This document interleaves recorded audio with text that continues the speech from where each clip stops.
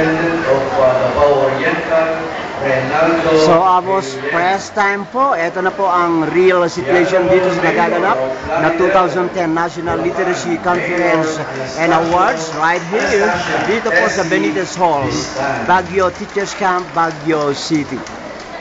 Although napansin natin kanina na medyo mabigat ang bagsak ng ulan sa labas, still medyo umiinit po ang labanan dito sa loob ng Benitez Hall sa pag-antabay po natin sa naturang awarding ceremony. And this is yung real situation where the action is, and we are giving you this through the facilities of your radyo natin, Ballesteros, Cagayan.